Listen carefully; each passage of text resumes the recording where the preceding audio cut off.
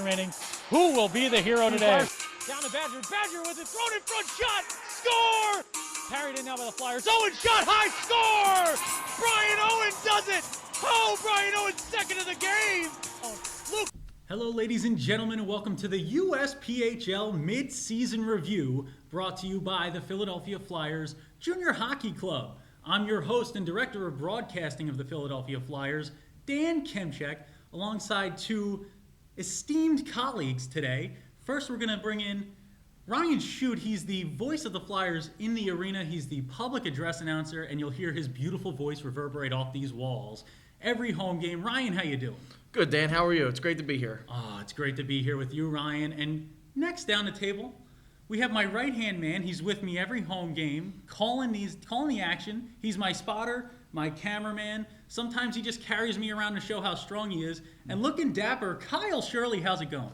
I'm doing well, Dan. It's very nice to get dressed up today. Usually if you see me in the broadcast, I'm rocking the warm-up jacket and the hat, but you know, you got to get fancy every once in a while, so we're going to do that here today, but always a pleasure to be with you, work with you. I mean, going to quote Iggy Azalea, I'm so fancy, you already know, right, Kyle? Well, I came in and you seem surprised, so apparently not everybody already knows that I have the ability to be fancy, but let's dig into this here. I'm excited. And this is going to be a fancy broadcast today. We've done a lot of research here. I know Ryan was up all night. We were talking. Kyle likes to do things last second. I love it though, and he's together, right? Yeah, I always I like to wake up the day of and just kind of go through my material and keep it fresh in the mind. And I feel like if you know what you're talking about, you're good to go. So preparation isn't everything, but it's important. And me, on the other hand, I felt like I was studying for a final. And we are kind of studying for a final here. We're studying for a final in the USPHL, possibly the most premier, and the pun's intended in there, junior hockey league in the country right now. This hockey league, Pat Farrell, the president of our team, wanted me to reiterate just the fact that this league was put together to bring premier hockey playing experience to the East Coast and bring a high-level hockey club, just giving kind of a look for Division I colleges to some of the great athletes on the ice that we have here in the East Coast and worldwide, because we have some people, I know someone me and Kyle talk about in the booth, and now we're going to introduce him to Ryan Shute, is Rasmus Kronstrand from Sweden, Stockholm, Sweden, and favorite name in the league, right, Kyle? Definitely, there's no doubt. He belongs on Team Iceland if there was one. Sadly, he's from Sweden, though, as much as we love Sweden, too, who doesn't love Henrik Lundqvist? But keeping on with the USPHL theme here, the USPHL has just had another impeccable season thus far. We're halfway through, and top to bottom, you've really seen how deep this league really is. And one way it was depicted was a loss earlier this month by the Philadelphia Junior Flyers to the Springfield Picks. The Springfield Picks are in last place currently, but not for a lack of depth, as they showed it when they beat the Flyers, who were in first place at the time. What happened there, guys? Well, it just goes to show that just like in any league, and especially in professional hockey, all these players, when you get to this level, everybody's good. And everybody keeps getting better and better as the levels go up. Everybody's good in juniors. When you get to the next level into either college, or if you're playing at a minor league level and then to the NHL, everybody's good the further you go up. Yep. So it just goes to show that any given night, anybody can be beaten.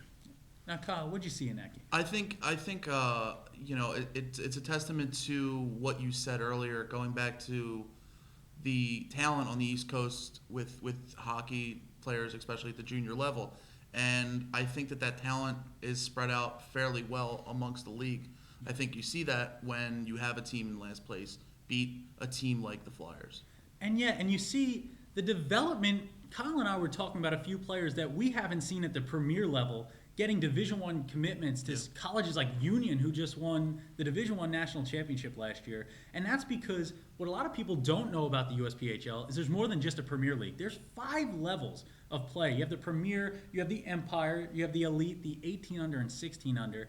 And it just provides such a great growth platform for these athletes. I mean, what does it mean to an athlete when they can grow in the same league from the age of 15, 14 years all the way up to junior level? What does it mean? Yeah, well, it's good stability for a kid. They know that they're in a good place. They know there's somewhere further to go. Yeah. There's no uncertainty that, hey, if I get cut here, there's not the uncertainty of going nowhere anymore because there's more teams for them to be picked up by, and with the structure as it goes, you can just go one step at a time, go right through the same program, go through the same system, and it could lead to better things in the future. Yeah. I think it's extremely important, especially for hockey players at this age. I know that Jared Beach, the coach of the Flyers, talked about it on a video on the USPHL website about how some colleges don't really like to, bring players in until they're 20, until they're 21, between 19 and 21, because that's when they're developed enough to play at the next level. And I think that before that, they're a little more fragile than most people because they don't know their future. It's very uncertain. So I think that for them to have a place where they can go and play for 5 years or 4 years is good for them. They have that solid fortress there to go back to and not worry. So I think that's really important, especially for people at the junior level age. And I think you're seeing even more stability come out now nationwide as the USPHL just released an article stating that they're going to expand into the Midwest now, and they're going to be playing all over half of this country now. This is a league in growth. This is the time to buy in, folks. As a fan, if you have a young son looking to play hockey, this is the place to be right now, especially in the East Coast. Well, that was dictated to us pretty clearly about the development of United States hockey at last year's draft. I think within the first 3 rounds, I think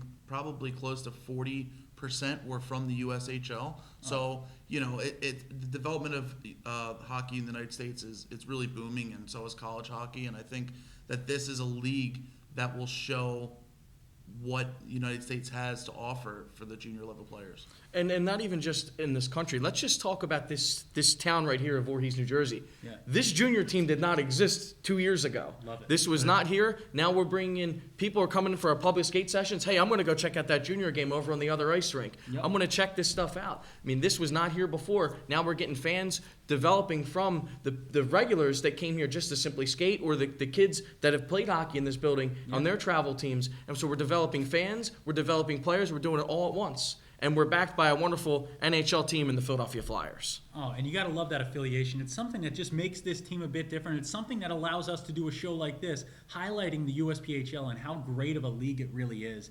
And, we're going to go into some reports, some recent news in the USPHL, just to kind of show the growth that's going on at all levels. One thing, it was reported by Mike Klein that 2 USPHL elite players, not even at the premier level, headed out to play for their respective countries in the World Junior Championships. We had Pavlo Naeda of the Portland Junior Pirates playing for Ukraine, and he's out there tearing it up with Ukraine. And then we have Paul Cherda of the Richmond Generals, who traveled back to Spain to play in a qualifying tournament. I mean, you're just finding at all levels of this great league, guys from anywhere playing at high levels. What do you see with these types of players? Well, like I said about the development of United States hockey, I know that a lot of international players have left their teams internationally to come and play college hockey in the States and kind of get used to the North American game. I know that's talked about a lot, but it just goes to show the country's development of hockey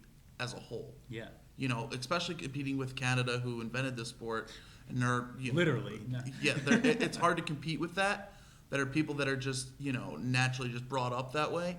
But I think the United States has done a very good job of competing with that, and I think that you're starting to see it piece by piece here.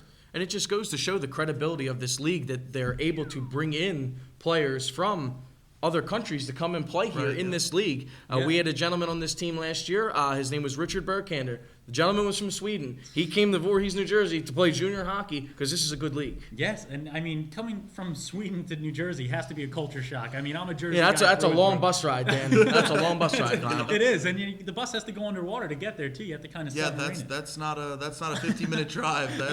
You could take one of those duck boats in Philly to get there. And next thing we're going to go, we went the international flair with the junior hockey, but we had a former Boston Junior Bruin, Jack Eichel, the youngest captain in Team USA junior hockey history. And I think Kyle's got a little something on Jack Eichel. Yeah, I mean, we've been talking about it over and over here, but the development of United States hockey, this is a player that is projected to go number 1 or 2 overall in this year's draft. He's 18 years old, and he led that United States team, a little bit of a disappointing loss in the World Juniors to Russia for the second year, but you could just see the talent. You have the older guys that are with him right now, but he's 18 and he's playing the way he's playing, and he's there for a reason. So that just goes to show what kind of players that this league can produce. Going back to, I believe I want to say it was the beginning of, or I'm sorry, the end of 2009 going into 2010 with the United States team in the Olympics. Yeah. They go to the gold medal game, and even before that, you had the United States men's junior team win the gold medal, and you have the women's team win the gold medal. If this didn't exist when we were growing up. Right. So it just shows the development of hockey in this country has just come so far. Where if the U.S. men's would have been able to pull off the upset in the Olympic gold medal game, the United States would have won all 3 medals at all major hockey championships, all on Canadian soil. And that's just an amazing thing. It's so tough to do, not only to win them, but to win on an opposite soil. When you're going to a place, especially like when Canadian soil. Canadian soil. Let's point that out. That's It's a softer soil, I think. Or would it be harder because it's frozen? I think it's don't know. harder because it's a tougher place to play. It's a tougher. I'm place not to sure, play. but I watched the championship last night, and that was held at the ACC Center in Toronto. Yeah. And I have never heard a louder building. Oh. So to win any game as an American on Canadian soil is huge. Yeah, and with that in mind, we're gonna go into some commits. One-timer goal! A lot of these USPHL players are heading some big-time schools to play hockey. 2 recent commits from other squads. You have the defenseman from the Boston Junior Bruins, Brian Carter, who commits to the University of New England. You have Josh Hankey, who Kyle and I talked about as a next-level type talent. Yes. The forward from the Jersey Hitmen, he commits to Lake Superior State. And then just recently, a Flyers guy, Trevor Gooch, committing to play at Army. Not only are you going to get better, you're going to get some discipline there. I'll tell you that much. You're going to have to play hard. Now, what are some guys that maybe you guys have seen that have committed? Some guys that might stand out? I think for me, probably one of my favorite players in the league, just based on his playing style, Cameron Heath. Yep.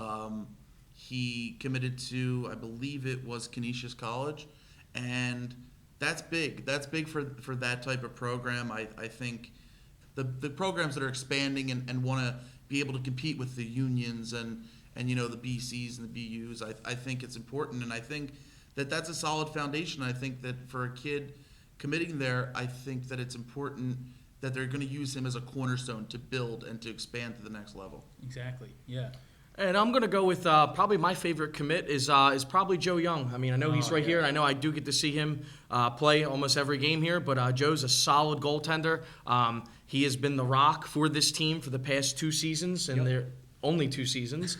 But his commit to Union is huge, and my bold prediction is Joe will be the starting goaltender for Union College next season. And that's a bold prediction. That is bold. That is a but I like top it. school. I like it. If you're gonna go to a school like that and you want to make it to the next level, you better be pushing for the starting job. So, and I think we all know Joe, and I think that if anybody can do it, it's him. And I think he has the attitude, and I think he has the work ethic to pull something like that off. So it might be bold, but I think that's what he's shooting for as well. And as exciting as that is, I think even more exciting may be the goaltender battle that's going to ensue this offseason coming up when Joe's out of here. Yeah, I think that's a little bit understated, actually.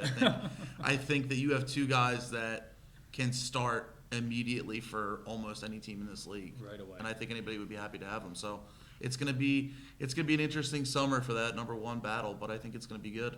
And 2 guys I want to bring up from different squads. One from the Portland Junior Pirates, Lucas Michaud, and now he's part of the Flying Michauds, which is a group of brothers, Sam, Matt, and Lucas. I had to memorize their names because I cannot tell you how hard it is to call play-by-play for a team with 3 Michauds on the ice at the same time, spinning around.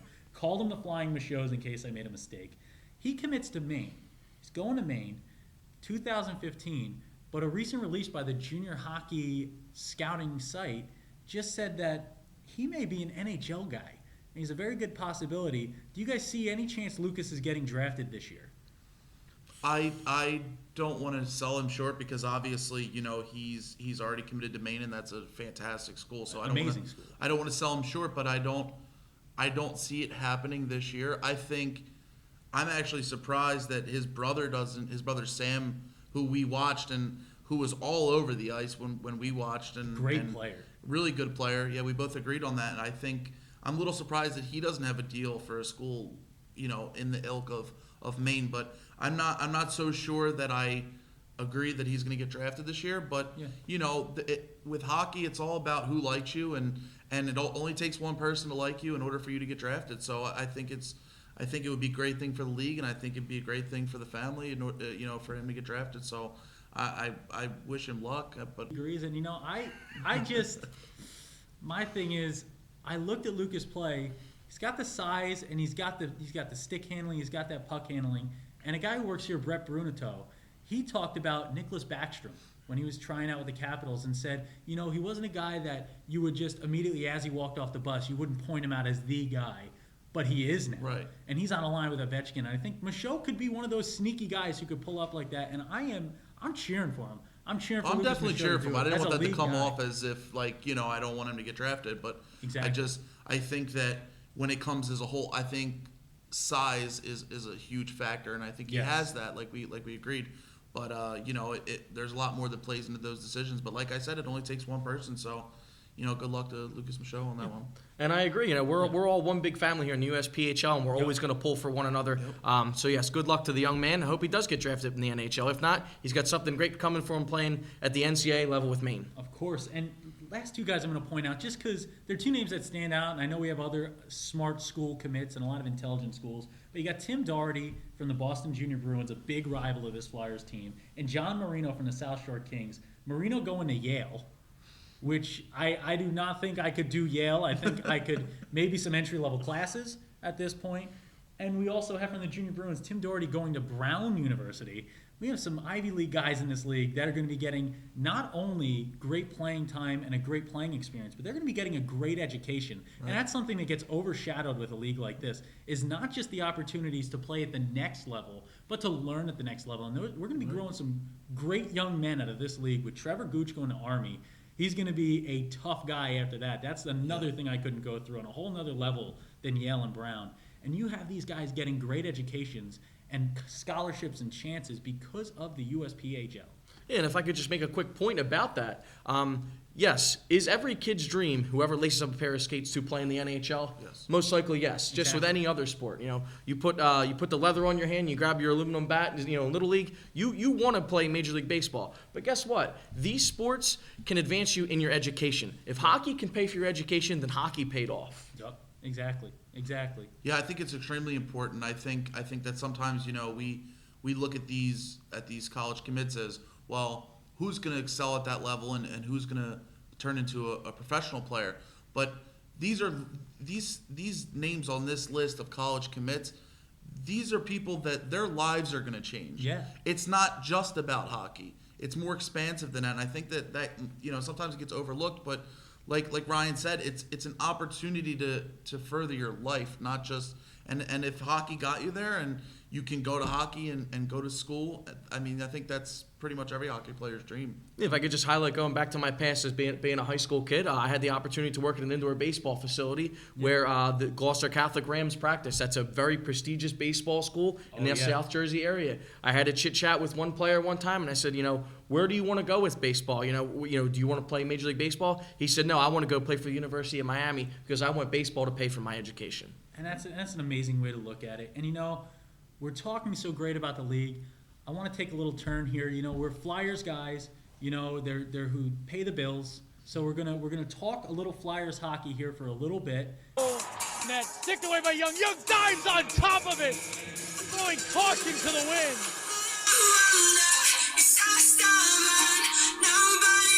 So now that we've talked about the USPHL commits, we put the list up on the screen for you, the Flyers commitments, but there's one name not on that list, and it's Ryan Badger, the co-captain of this team and a forward.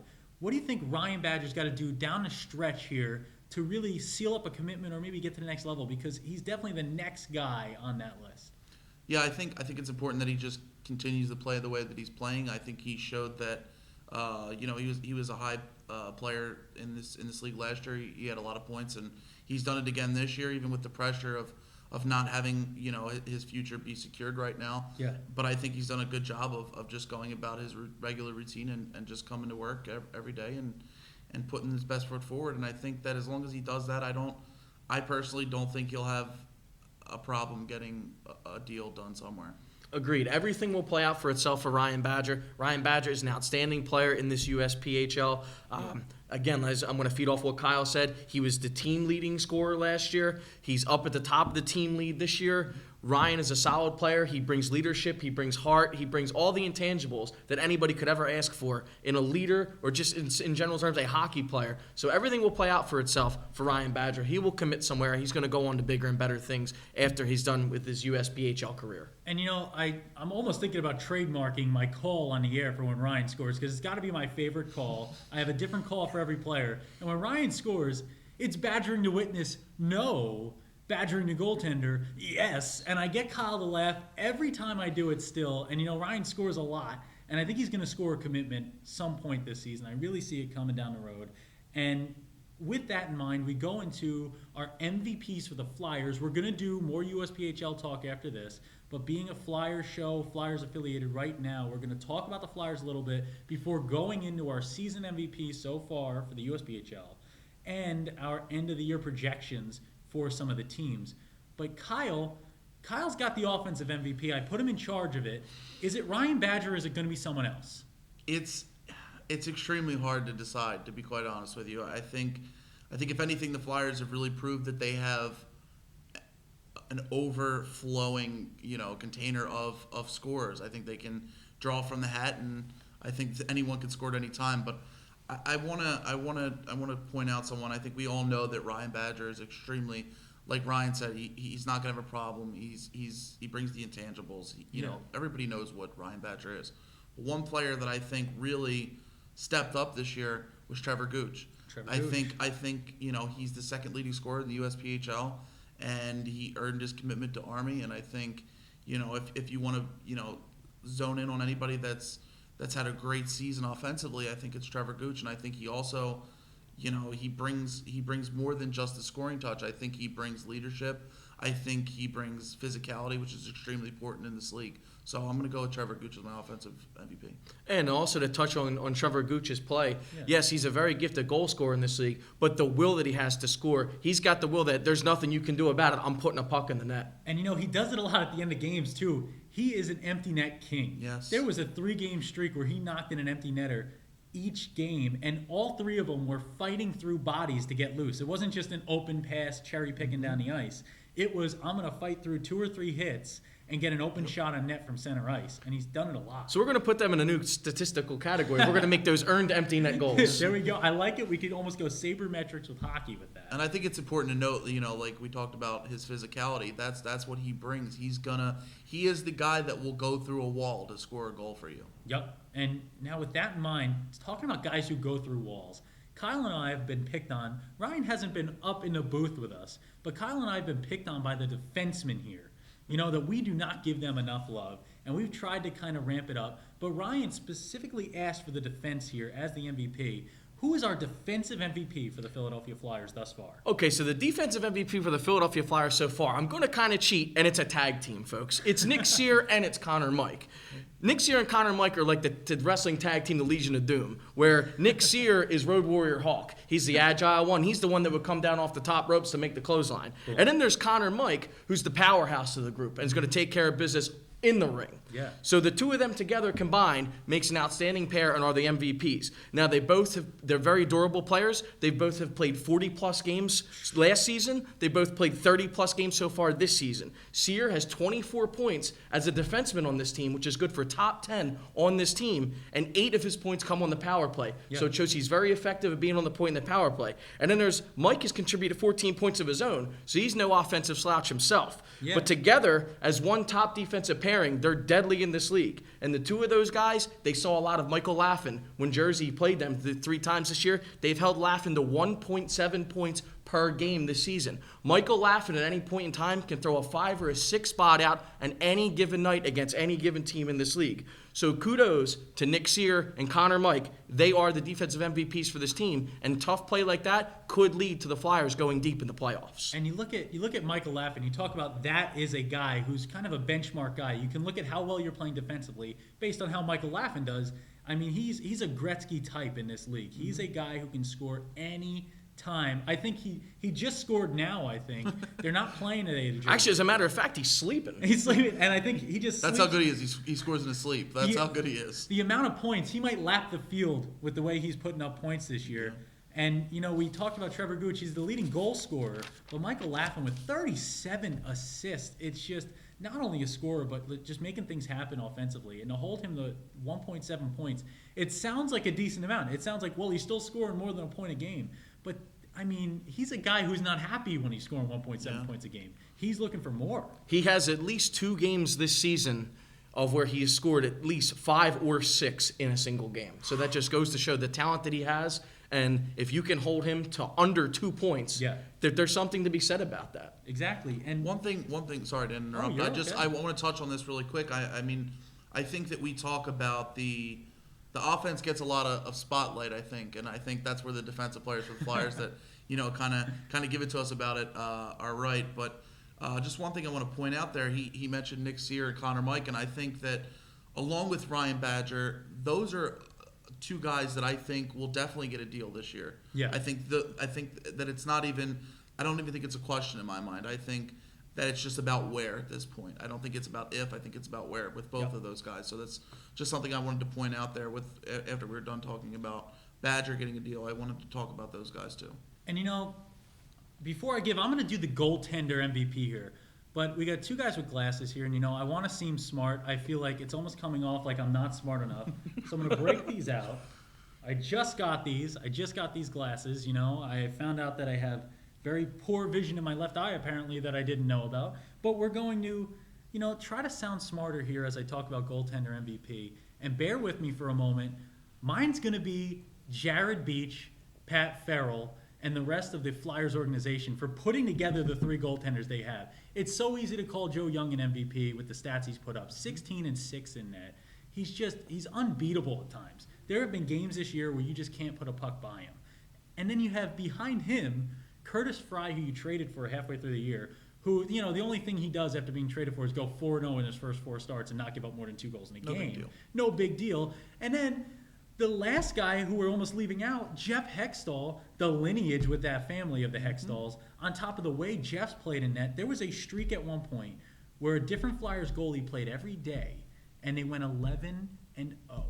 11-0 with a different goalie in net every day. It is so hard to undersell any of them by not naming them the MVP. So I'm just going to name the entire Flyers staff who has put this goaltender group together, especially that trade halfway through the year that I think is going to play heavy on this league when you get to the playoffs, with Curtis Fry being able to spell Joe Young at times if he's struggling.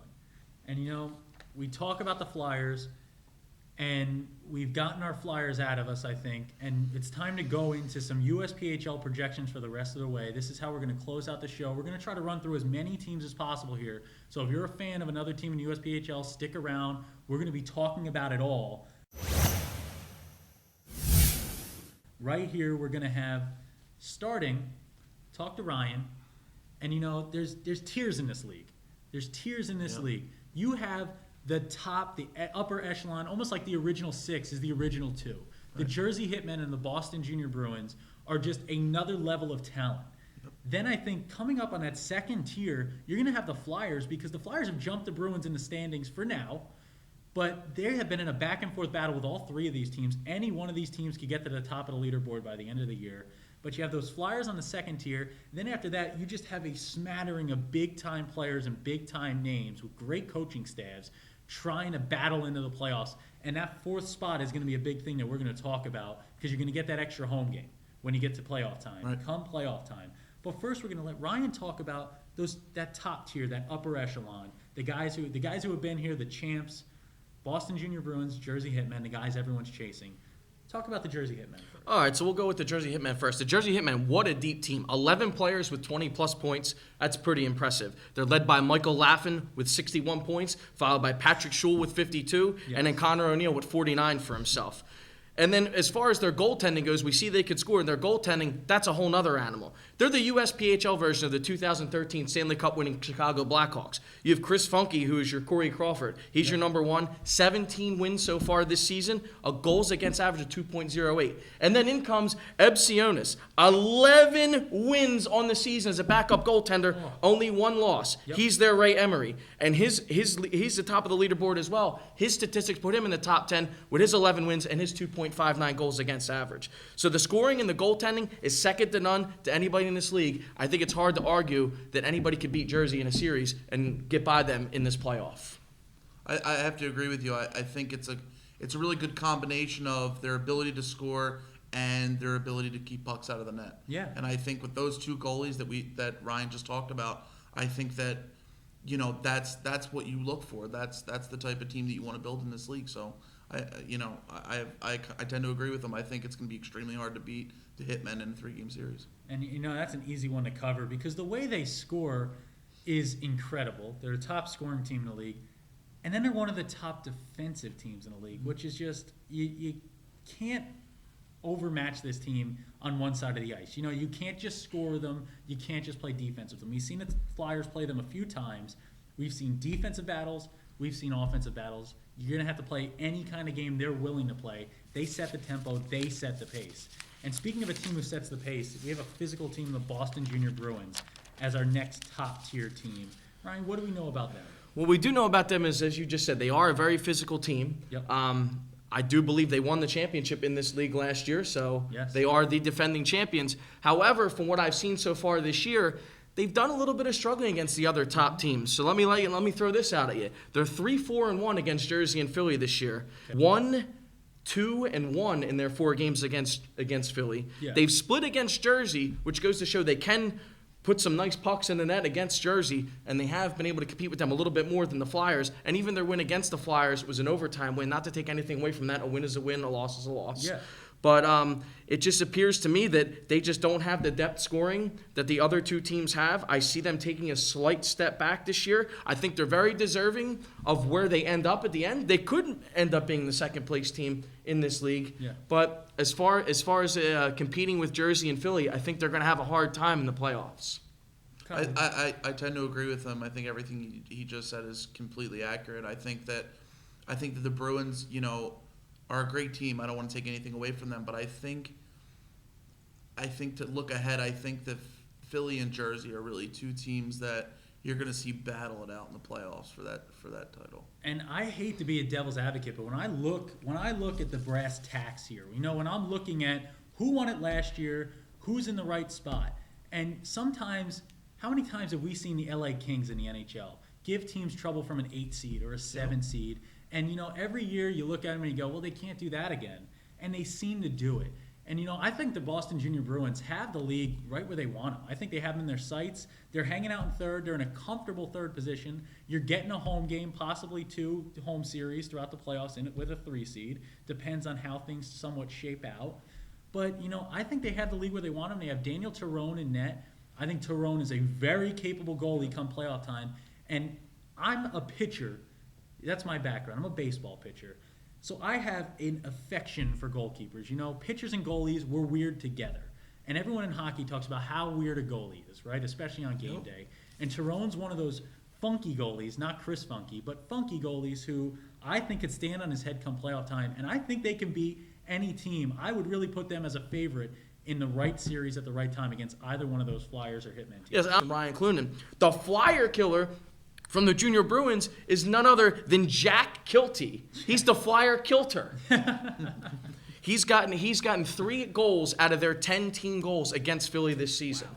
If you can get production out of a Jack Kilty and your usual suspects are going and Tyrone steps up his game, that is a dangerous team. And I think that's what me and Kyle talk about this all the time. Whenever you match up top teams, it's not the best players that are going to win a game like that. Once in a while, you're going to get it. Once in a while, you'll have the Crosby-Ovechkin matchup. One of them puts up 2 or 3 goals and just takes control. Most of the time, those are the focal points. And you're going to see those second-tier guys. That's who wins a game. Your second line, your third line. Every once in a while, sneaking a defenseman in offensively. Winning on penalty kills and power plays. And I just think that Junior Bruins team has that scrappiness to do it. And like you said with Jack Kilty, I think that's the number one reason why I would argue they're going to be the team to beat come playoff time, other than the Hitmen. I think you still got to give the Hitmen all the respect in the world. But I think the Bruins are just a tough team. And with that in mind, we've talked about the top two teams. We talked about the Flyers, MVPs. And before we go into all the other squads that are battling in, season MVPs thus far, my guesses, these are mine, and I call them guesses because these two guys, they have the intelligence. We have the stat guy and we have the brain guy, and we are going to battle it out, I'm sure, on this. But I have Coach of the Year. I got to go Jared Beach from the Flyers. The moves he's made, and it's almost from being a GM. It's the moves off the ice that I think make him the Coach of the Year, even more than what he's done on the ice, and getting the goaltender play he's got, getting the guys up for every single game, not really having too many letdowns. Then I'm going to go MVP. I got to go co-MVP. I can't pick between Michael Laffin and Trevor Gooch. I got to give them both. Gooch is leading in goal scoring. Michael Laffin's leading in every other stat category that's ever existed in hockey. He might even be the best goalie in the league. He just hasn't been put in net yet. That's how good of a season Michael Laffin's having.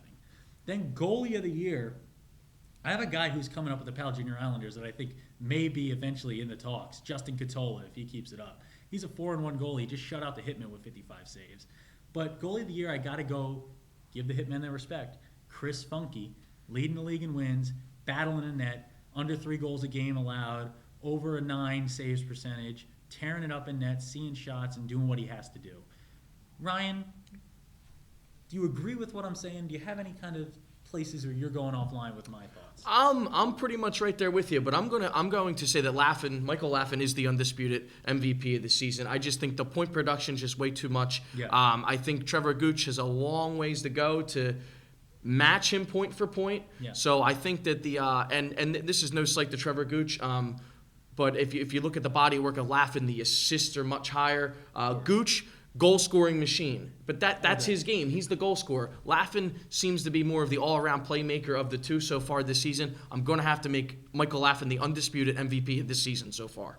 Okay, Kyle, any thoughts? I went totally off board with everything that you said. And see, you know that this means that I'm probably all wrong because Kyle's usually right in the booth, and I think he's right now. Well, Let's see we differ in opinion, and I think that it's important to note that when I look at hockey and I look at teams and players, I don't look at the stars. I look at the people that make them stars. Yeah. So for the Coach of the Year, I'm going to go with Sean Tremblay from the Islanders Hockey Club. Okay. I think he's done a fantastic job of piecing that team together, and they've been playing consistent all year. And I think that, come playoff time, they might be a team that could jump up into the picture there. And he's another guy making moves to cut you off real quick. He just grabbed Will Massey from Yes. the Rochester Junior Americans as his backup goaltender. Yes. That's going to be trouble down the line, folks. You do not want to be matched up with them come playoff time. You're right. I mean, it all comes down to making moves in this league, and we talked about Jared Beach making moves, and I think that Sean Tremblay making that move for Will Massey is absolutely huge. As for MVP of the league, you guys have both put Michael Laffin in your MVP award winner, but I'm gonna go with co-MVPs. And they're the two guys that make Michael Laffin, and that's Connor O'Neill and Josh Henke. Yep. And he's an assist machine, and those guys are the guys that are putting in the points. So those three are in the top 5 in the league in scoring. So I want to go with those guys. I want to give them a little bit of a nod, and I think that their hard work is not going unnoticed this season.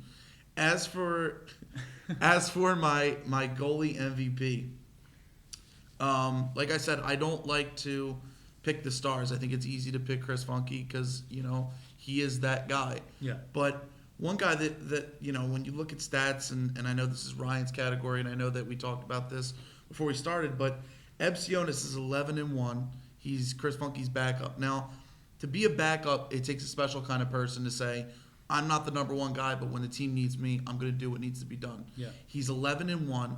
His only loss coming on January 4th after the holiday layoff, where his team did not score a goal. They lost 1-0. It's tough to win when you don't score. That's Right. madness. Right, but I mean, they lost 1-0, so that tells you what kind of game that Epsionis played, and he's got a 2.59 goals against average and a 91.5 save percentage. So I want to give him a little bit of a nod here because I think it's important for the guys that don't get that recognition. but still come to play and make the team, where it puts the team where they're at. And now to close out the show, we're going to go through some of our projections for the rest of the season. I'm going to give a team name, and we're going to have some highlights, okay? We're going to talk about chances of making the playoffs, their positioning, where they're going. And I'm going to start with one because the man who makes this all happen, Pat Farrell, president of the Philadelphia Flyers junior hockey team, brought this team up to me when I told him about this show, the South Shore Kings. He said that's a team to watch out for.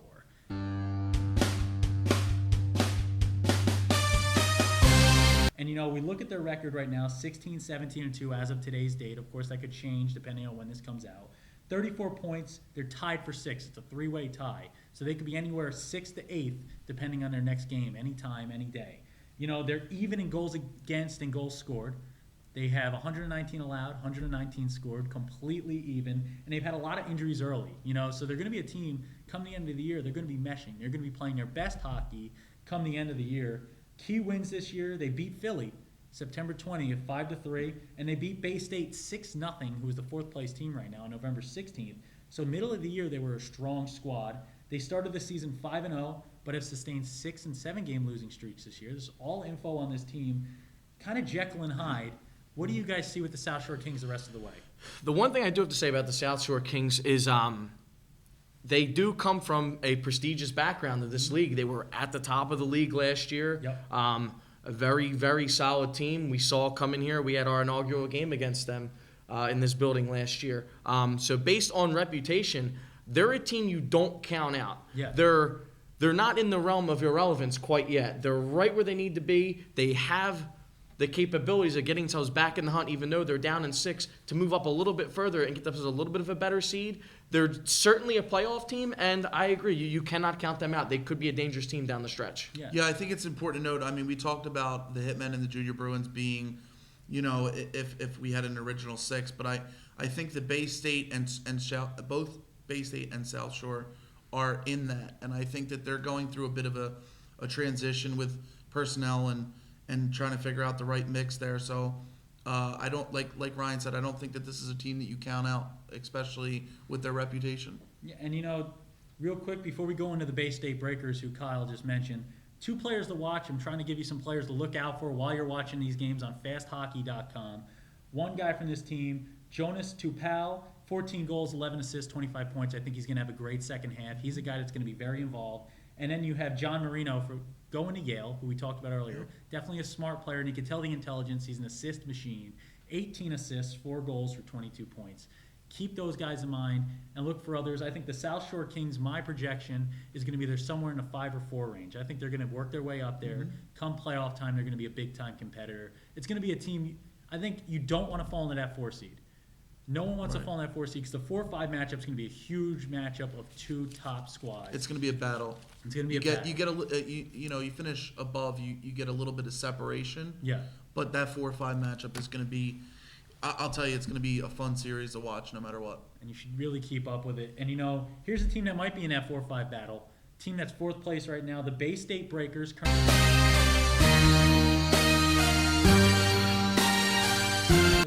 20-14-1, 41 points, 100 goals scored, 103 against. Another team almost dead even in their goals scored and goals against. The team you can't really tell which way they're going, up or down. And they've won 8 of their last 10 though. They're in sole possession of 4th. They have a 5-point lead. Key wins this year. They swept the Bruins in a weekend series, beat them twice. And Key losses their 0-3 versus the Hitmen. And they also lost to the Springfield Picks, who are currently at the bottom of the barrel right now in the league. Still a solid team. They beat the Flyers. But a team towards the bottom, the Springfield Picks took them out 3-1. And 7 of their last final 15 games, they have 15 games remaining, this team. 7 of their last 15 are against the Hitmen, Bruins, or Flyers. Where do we see the Bay State Breakers shaking out here? Well, I think that stretch right there is going to be their test. That's going to make or break their season. If they can pull about a 500 record amongst those teams, they're going to probably end up remaining just about where they are, or maybe unfortunately they may slide back a little bit, because if you look ahead of the schedule, that Islanders Hockey Club is a very favorable schedule coming down the stretch. Yes, they do. I think what he just said is completely right. I think that to look at them in that stretch is going to determine what they do in the playoffs. I think they're going to be going against some of those teams in the playoffs, and I think that it's a fantastic test to see where they stack up. And, look out. 2 names I'm going to give you from these guys. Rob McGovern, goaltender, 8-4, leading the league for qualifying candidates with a .942 saves percentage and 1.90 goals against right now. That's an incredible goals against average.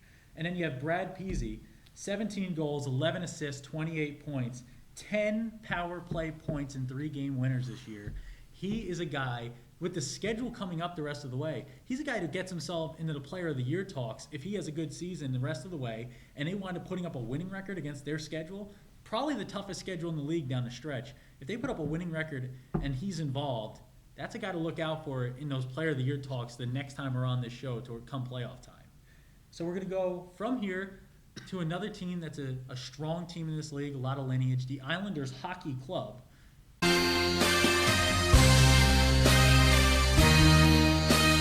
And their current record, 16-12-4, 36 points on the year, 117 goals scored, 111 against, another team almost identical.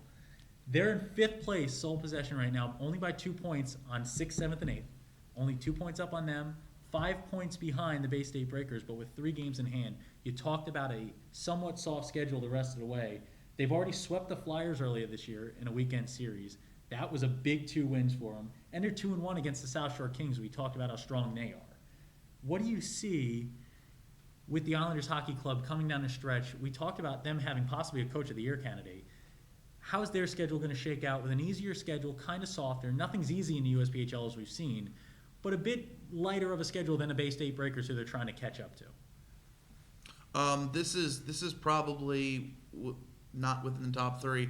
This is probably my favorite team going into the playoffs. I think that they're built extremely well. I think that one of their players, Brendan Van Riemsdyk, is he's already committed to go to UNH, and he's got the lineage. He's got 2 brothers in the NHL, and I think that's not why I'm highlighting him. He's just a good player. He brings everything. He brings the size. He brings the skill. And like we talked about, they just made the move for Will Massey, and I think going into the playoffs with 2 number 1 goalies is a fantastic idea. And like I said, they're probably one of my favorite teams going into the playoffs. I have to go along with Kyle on this one. I'm going to just go through a quick highlight of this team. I think this is the team that's at the bottom that has the best chance of coming up to the top. They have a good group of second-year players, and the group of second-year players came into this building last year and won that big best-of-3 series. 3 one-goal games. All three 1-goal games. They were able to take it from the Flyers and knock them out of the playoffs. So their core of second-year players. You have your Brendan Robbins, 29 points. You have Liam McDermott and Ross Olesen, both 20-plus point players. Yeah. But the key player, as we already talked about, it's Brendan Van Riemsdyk, a 6'5", near 200-pound forward, one of the most gifted scorers in the USPHL. When the puck is on that kid's stick in the circle areas, you bet your last dollar there's a good chance that puck's going in the net. He's got 18 goals this season. He's got multi-goal games against both Jersey and Philly. Yeah. So it goes to show that he can score against the upper echelon teams. That's the key. But they've been yo-yoing up and down. Losing streak here, winning streak there. They did manage to muster up after a 4-game losing streak, which they had through the stretch from October 25th to November the 8th. They mustered up a 7-4-1 sandwich in between there of their next 12 games. And the most consistent part and the 2 biggest reasons are, the most common factors are they're starting to score more. 5.4 goals a game they're averaging that 12-game stretch. But the biggest key is they've been going through goaltender after goaltender after goaltender. I think they finally settled on Anthony Tirabassi, or have they, since they just picked up Will Massey. But so far, Anthony Tirabassi, he's gotten playing time in all 12 of those games. I'm sorry, he's gotten in 7 of those games. And in their 7 wins, he's got 4 of those 5 wins he's been credited for. He's got 10 wins, a goals against average of 2.79. That's in the top 10 in both of those categories, respectively. And you add a Tirabassi and just the coach, Sean Tremblay. Let's go back to Sean real fast. I also agree he could be a Coach of the Year candidate, especially if they look appear they've righted their ship. It seems their goaltending has sort of been solved. No matter what guy they go with, they probably have the pipes are solidified. And that's what the Flyers have right now too. You have that with Curtis Fry, and you have that, and now they've built that Curtis Fry, Joe Young, Hextall. They've built that themselves with Tirabassi and Massey in there. And the rhyme is great. It works great for us in the biz. And I believe that coming down the stretch, they may be able to muster up 28 points. That'll put them at 64 points total. That's probably a good chance of being a fourth-place team, of coming all the way from where they're at now. And you do have to give credit to the goaltenders. You got to give credit to the skaters, but give credit to Sean Tremblay for writing his team. And, you talk about their back and forth a little bit. They've never lost more than 4 straight this year. They've never won more than 5 straight. They're a kind of team that's back and forth all year, and it's why I gave them the moniker of which way do we go. Right. I skipped the first 2. We had the South Shore Kings, who I called the Silent Assassins, and you're going to see it on the boards when we go into each topic. I'll put it up there for you. And you have the Bay State Breakers, who are where did Bay come from, And we have the Islanders Hockey Club. Which way do we go? I think, like you said, Brendan Van Riemsdyk is a guy to watch. Another guy to watch, Eric Berglund. 8 goals, 19 assists. Big body, 2 game winners, 27 total points. Guy to look out for. But this Islanders Hockey Club isn't the only team with the Islanders name to look out for this year in the USPHL. Don't be confused, folks. It's the PAL Junior Islanders. And they talked about the Islanders Hockey Club being their pick. This is mine.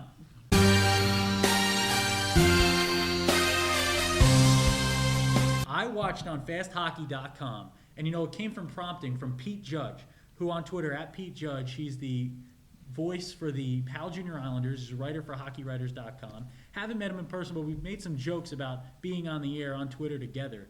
And, Pete was talking about the game. I popped it on my computer. What a game. And my moniker for them is PAL doesn't mean they are friendly. This is a team that scraps. They're not going to put out those big names. They don't have the Laffins. They don't have the Schules. They don't have the straight scoring guys. But they have size. They have will, and they have the character to fight their way through a playoff series. Their current record, 15-18-4, so a losing record on a losing side, that's kind of a red light there. They've allowed more goals than they've scored, 109 scored, 137 allowed, 34 points on the season. They're tied for 6th. But I think this is a team, you saw it, they saw the way they competed. We talk about key wins. They competed against the Jersey Hitmen. They just beat them 1-0. And that's a tough team to beat, nonetheless shut out. They just brought in Justin Catola. 4-1, 1.98 goals against average, and he shut out the Hitmen with 55 saves. Folks, it wasn't an easy shutout. It wasn't one of those shutouts where the goalie's not getting puck shot on him, and he's getting 18 shots on goal throughout the entire game, and he's kind of taking naps and spraying his water bottle around in the air to celebrate.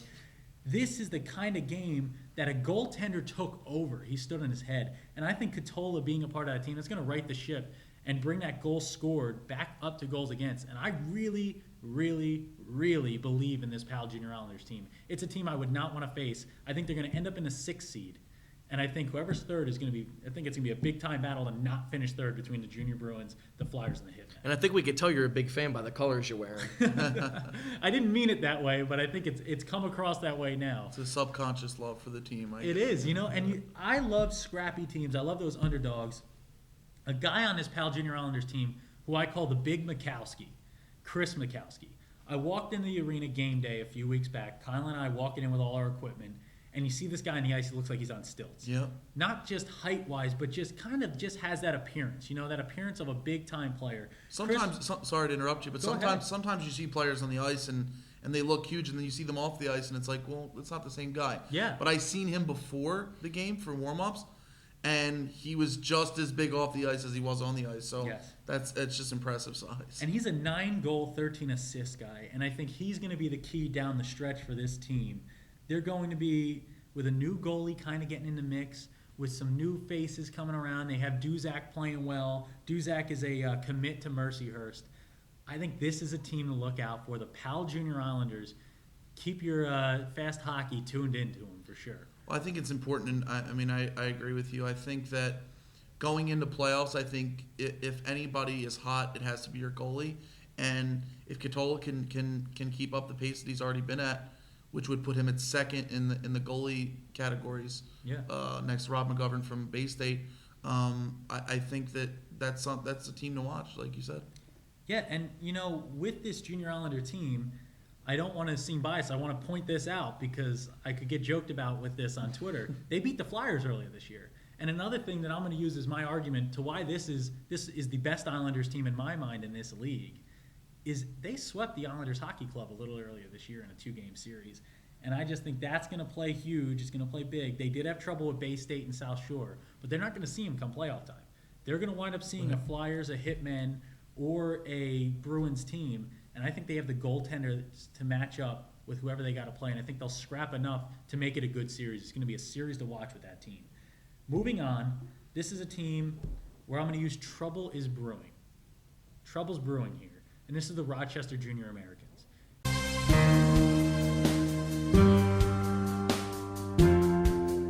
Earlier this year, I called a little flack. Kyle and I called them more of a defensive-minded team, but this is a team that really needs to get ahead early to win. They haven't been doing it lately. They've lost 8 of their last 9, but plenty of time to right the ship. Oh, well, can I be nice? Why don't we call them the New Jersey Devils? Is that a nice compliment? I think it is. It's I think it is. NHL team. I mean, I would not mind. They were in the Cup Finals a few years ago against the Kings. So. Exactly, and you got Yager type players. You got a Yager and Petrella. You know what I mean? Nick Petrella, 46 points this year, 36 assists. 36 assists, Nick Petrella. That is an insane amount of assists. That's the only way to describe it. And I just think this is a team. It's going to come all down to the final stretch. They've lost some games to teams they shouldn't have lost to this year, and that's been one of their big issues, especially of late. I think they're going to have to really kind of come together coming out of this break and put some big-time wins together. They're going to have to beat a couple big teams. Kyle, what do you think's the key? We've watched them play a few times. Yeah. What do you think Rochester has to do to kind of spin this around? I think that they have to play their game. I think sometimes they get caught up in who they're playing and what kind of system they want to implement. Yeah. But I think that their game is a defensive game. I think that when they play defensive, they're a better team. And I think when they try to get into a shootout, it kind of changes the dynamic of the team. But I think they have a shot. But I'm not quite understanding the move of trading Will Massey. If you feel like you had that type of shot, would you make that move? I'm not sure. Yeah, and as a goaltender guy myself, I think the key in the playoffs comes with goaltending, and I think that's going to come back and haunt the Junior Americans. I think they may have enough to hang in to not get caught. They have an 8-point lead right now in the 9th place squad, who we'll talk about next, and that's how we'll close out this segment. But they have an 8-point lead right now. I think they have enough space, and I think that's where they're feeling comfortable enough to trade a goaltender. But when comes playoff time, You need that goaltender. look at the Stanley Cup this past year. Who was it? It was Jonathan Quick. Yep. It was Henrik Lundqvist. 2 guys that control the game for their team. Do not need help. If you give them a goal, they'll win a game for you. And if they lose a game 1-0 or 2-1, they're going to blame themselves. Mm-hmm. They're not going to blame the rest of the guys. And Massey's that kind of guy. But you're going to have to see Payne Yoder. And, Payne Yoder and Dylan Shane, they're my 2 guys to look out for the rest of the way. The backup goaltenders who are now taking over the starting role. They struggled their first series against the Flyers, but that's a high-scoring team. They're just going to have to play well against the teams they're supposed to beat. And in the USPHL, there's not many teams you're supposed to beat. Yep. And, that's what makes it so tough for a team like this.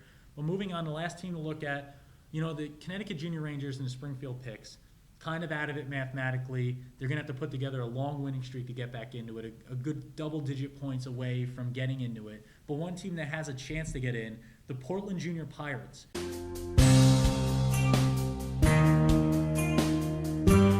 have the funnest names in the league, so you'd love to see them come playoff time. And they're a team that if they grab that 8th seed, they're going to be a tough matchup for anyone. They've battled the Flyers tough. Yeah. Every time they've played them this year, they've battled a lot of good teams tough. And I'm going to call them on the outside looking in.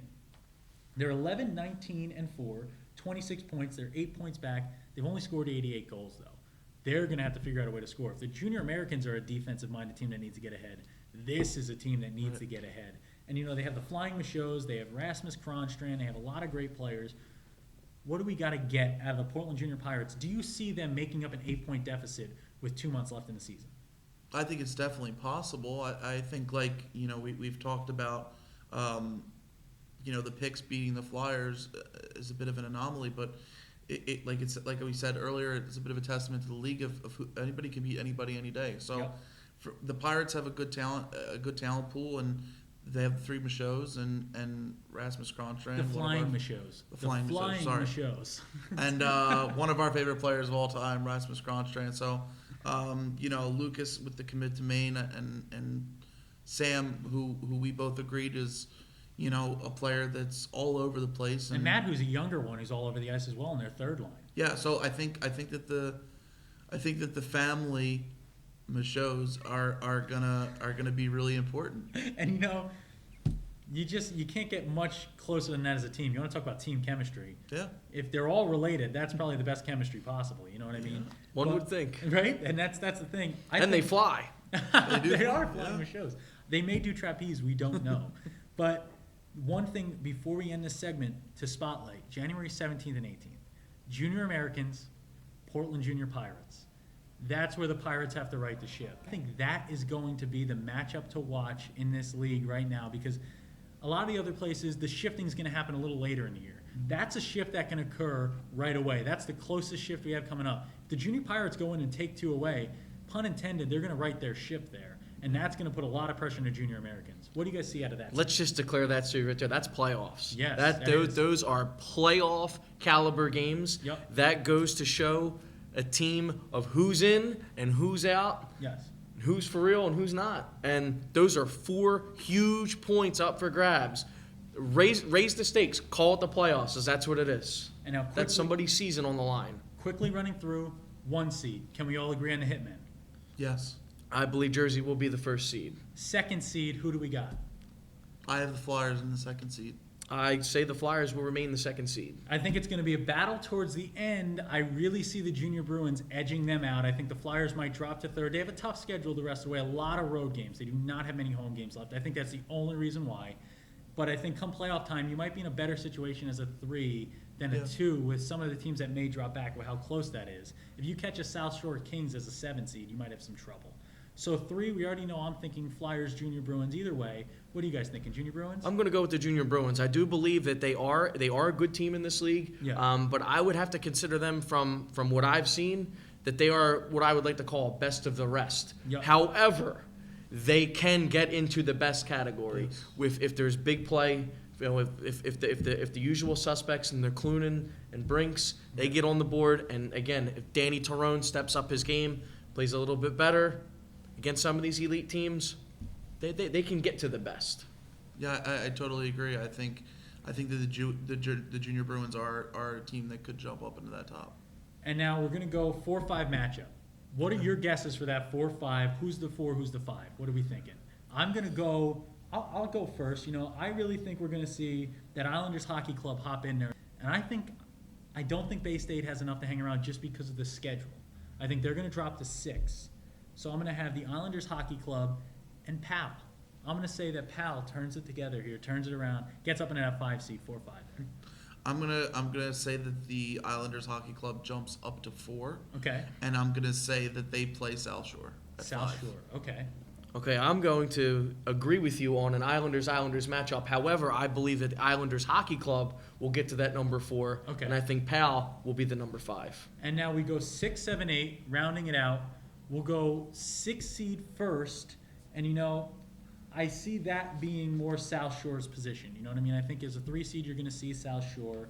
I think Bay State drops to 7 only because of the schedule. Once again, I really like this Bay State team. I think it's a team that has kind of snuck up on us.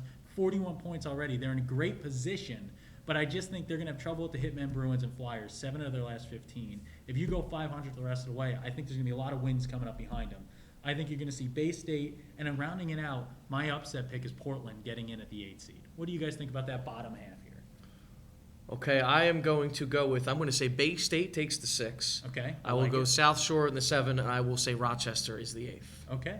I'm gonna go Bay State with the 6.